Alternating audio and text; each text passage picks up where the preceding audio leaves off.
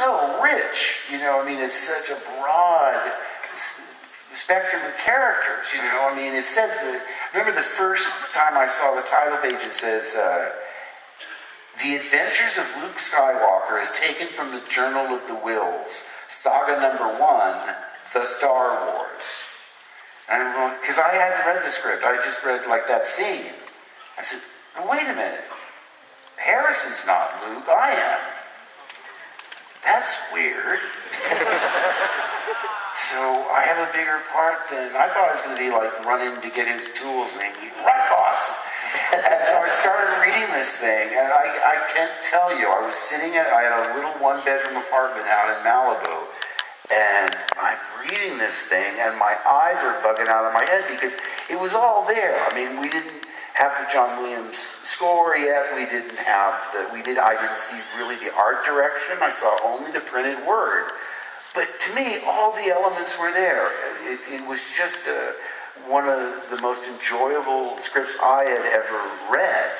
But as an actor, I'm thinking, ooh, I wish I were playing Darth Vader. That'd be a much better Yeah, we always want to play the villains, don't we, as actors? Yeah, or the Han Solo. He's wisecracking and cynical, come on, the Force. Rolling his eyes, and I thought, again, the robots I thought were absolutely hysterical. I mean, they reminded me of Laurel and Hardy or something. Just a wonderful double act. And as each element came together, and I went and I visited where they were, the costumes were being fitted, and you saw drawings and Ralph McQuarrie's artwork. I mean, I just get the chills thinking about it all over again. And I'll never forget the day Gary Kurtz picked me up in his car and drove me we're going to Universal. I know we went over to Topanga Canyon, but he had the tapes of the John Williams score for the first time. And you remember now, science fiction a lot of time had electronic synthesized music and so forth, and when he put that tape in, and you can't imagine what it was like to hear that music for the first time. I was stunned.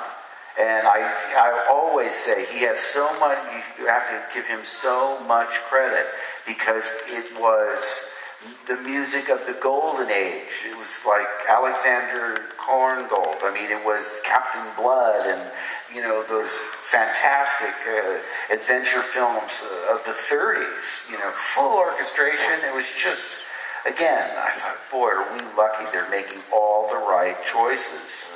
And that's what I think about the new ones. I was started about how... Yeah. So I'm cautiously optimistic about the new trilogy because, you start out with, Disney knows what they're doing. Kathleen Kennedy's resume speaks for itself. J.J. Abrams just, was cutting edge, brilliant writer-director as they come. And then, most important to me, was Michael Arndt. I thought, oh my God, he wrote Little Miss Sunshine, he wrote Toy Story 3, he's very gifted in writing for ensemble pieces. And he writes humor, and he writes warmth and heart and character. And plus, supposedly, he's a huge Star Wars fan, so that can't be too bad. And they just announced, of course, that John Williams will be doing the score again. This is what I've heard. Yeah. Wonderful.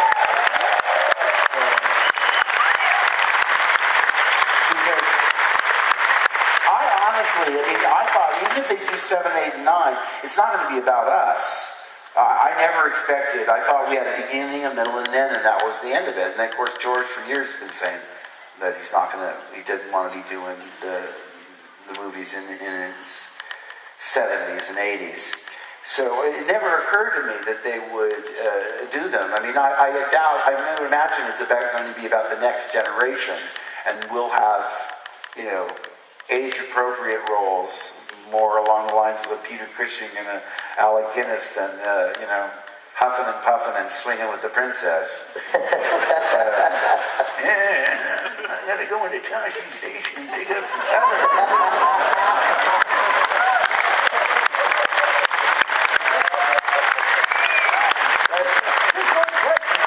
What is a Toshi information. Well, we've been hearing you do some voices along the way here today, and it's enthralling. I mean, you're working on a new series, are you? The Sushi Girl. Well, no, I did a movie called Sushi Girl, Okay. which is kind of not for everybody. It's certainly not for young people. It's sort of a Quentin Tarantino-esque grim gangster picture. I just enjoyed it because I was able to be physically transformed. I think I had like 28 hair extensions and horn-rimmed glasses, and it's a gruesome character. I mean, I read it and thought, he tortures someone with pliers and on their teeth. I can't even imagine filming this, much less contemplate filming it. I mean, I've been married to a dental hygienist for all these years, and she doesn't tolerate hygienic mayhem, dental mayhem. But it turned out so well. Tony Todd's in it. It's a great cast, and you can get it on video on demand. But I thought I'd mention it because it's a little movie that deserves a little more attention than it got, I think. No, absolutely. And it was out of my comfort zone. It was totally out of my comfort zone. And I love when I get pushed to do something. Because, now I'm at the age where, to me, if I can stay in my pajamas all day long, that's a win. Yeah. I know the feeling. Yeah. So, I mean, that's how I feel about the new movies. They're working on it. I hope they work it out, and I hope I get to be a part of it. But, be